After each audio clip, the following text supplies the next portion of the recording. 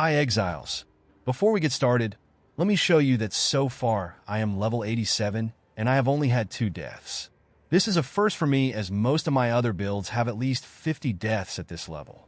I also want to show you that I am not rich by any stretch.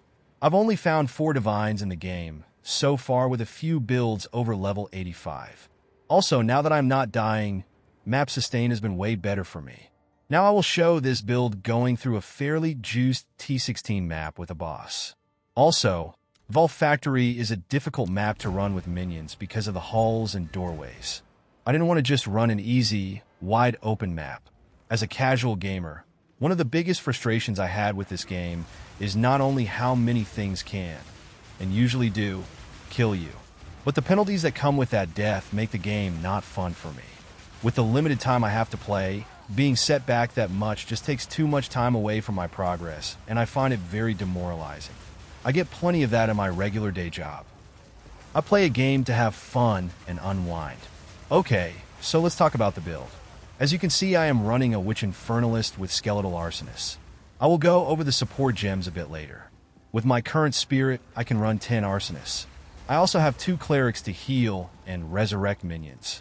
From the Ascendancy, I have my Infernal Hound. I have 2 Skeletal Warriors for my Rattling Scepter, and I am using 2 Skeletal Storm Mages to apply shock. As buffs, I am using Raging Spirits, which spawn 5 at a time from my Flame Wall. They are temporary, and you can only have 10 of them up at a time, so I try to keep 10 up as much as I can. And I am using Grim Feast, which allows me to pick up Energy Shield Remnants as my minions kill mobs. This not only fills your energy shield, but allows you to double your energy shield if you are already full at the time when you run through them. Currently, I can get up to almost 12,000 energy shield as I run around if I avoid taking too much damage. So, as you can also see, it is not the fastest build, but I will admit I am running a bit slower because it is a T16. For most of the map, I try to stay moving, which helps me avoid getting hit multiple times and pick up my energy shield remnants easily. As I am not rich, I will take this trade and cut it out after.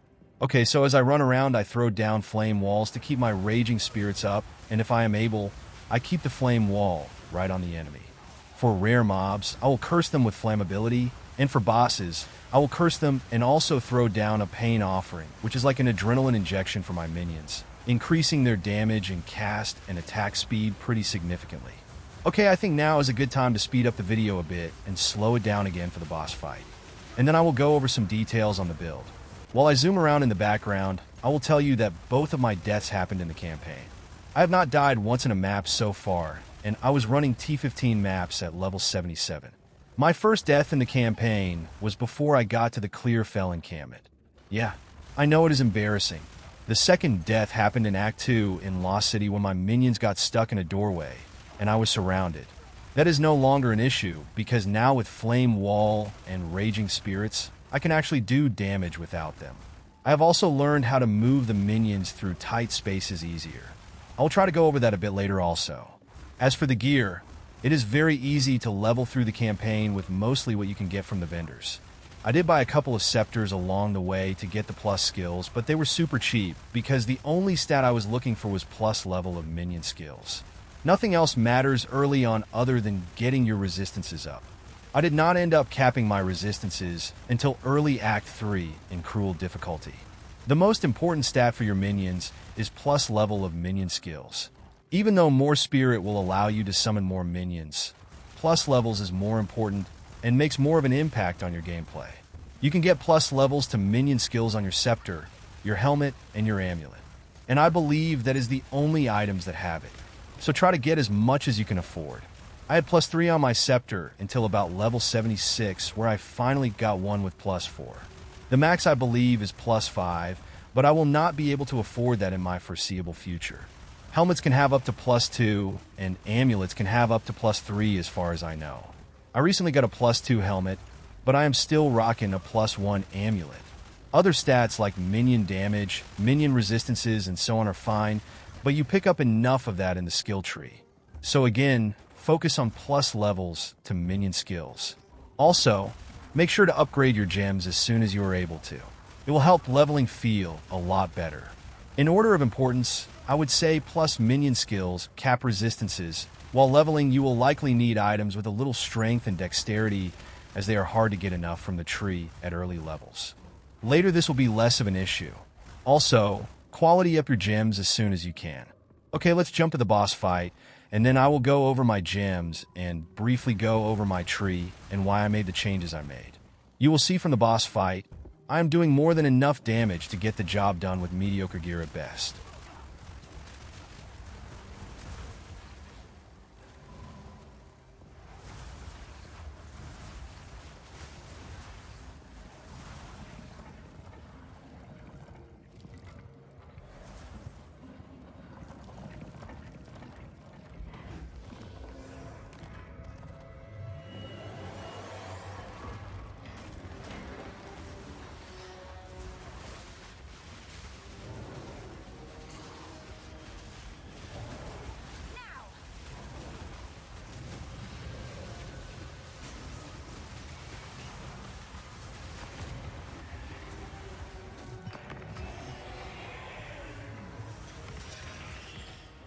Nice and easy. Now let's look at the gems and supports I am using. For the skeletal warriors, I am using Blind, Maim, Brutality, and Execute. For my Infernal Hound, I am using Meat Shield, Last Gasp, Fire Exposure, and Strip Away. I want to keep my Hound alive because in addition to the fire exposure to enemies, he gives me 20% damage reduction, and that is huge. For my Arsonists, I am using Scattershot, Martial Tempo, Fire Infusion, Heft, and Minion Mastery. Not sure if the tooltips are accurate, but this seems to give me the most damage at the moment. Even though my Storm Mages do some damage, I am really just using them for the shock. So I am using Conduction, Overcharge, Store Fire, and Chain. Since the time of recording, I found a perfect Jeweler's Orb, so I moved Minion Mastery to my Arsonist, and I am trying Chain here for now. For my Raging Spirits, I am using Bullseye, Feeding Frenzy, Culling Strike, and Elemental Focus. I just want them to do as much damage as they can. For my Clerics, I am just using Ingenuity and Elemental Army. Now that I can run 2 of them, I worry less about them dying. For my Flame Wall, I have Fortress, Mobility, and Arcane Tempo. I have seen some people use Spell Cascade, but I like it this way because I am often in tight spots, and I like to see where I am putting my Raging Spirits. With Pain Offering, I am using Danse Macabre, Ablation, Persistence, and Inspiration. I will move Inspiration to Flammability when I get another Greater Jeweler's Orb, since I use that more often. For now, with Flammability, I am using Heightened Curse, Focus Curse, and Hex Bloom. Grim Feast I just have by itself. Now let's look at the tree. When I started leveling this build, I focused on minion damage and defenses first because in the campaign, the life pool I had was enough. So first I pathed straight up this left side for minion damage, and then over to the right to grab these minion nodes over here. After that I continued over to the left, and then up to grab these here. At this time I needed some mana regeneration and energy shield, so I took these you see down here, and then went back up the left side of the top, and continued straight up to Lord of Horrors to lower the cost of my minions. Next I continued down to the left to get more minion survivability and damage over here. At this point I started working on my defense, so I took some additional energy shield nodes here, and then over here. At this point I made the decision to go all in on energy shield and mana. So I pathed over on top to the right to get some more minion resistances, and for me some more energy shield and intelligence. Normally stats don't really matter for this build, but I decided to go all in on energy shield and mana. I have 45% chance to block now, and I could take that up to 75%, but I figured that eventually I'm going to get hit anyway, so I want to be able to take as big a hit as I can. Maybe I will change this if I ever get better gear, but with what I have now, this extra protection feels really good. Once I get a few more points in energy shield over here, I will invest a couple of points in stun threshold here. Oh, I almost forgot to show you what has been working for me to get my minions unstuck in doorways. I have 2 ways I can do this depending on if I am in a safe place or not. If I am in a safe place, I will have a weapon swap just to dismiss the minions and swap back to resummon them like this. If there are a lot of mobs around, I don't want to get caught with my weapon swap where I am unable to do damage. So I kind of wiggle my character past the doorway like this, and it seems to get them unstuck pretty quickly. Well, that's all I have for now. I hope this helps. I will link the planner in the description. Until next time, happy gaming. Thank you for watching. Don't forget to like and subscribe.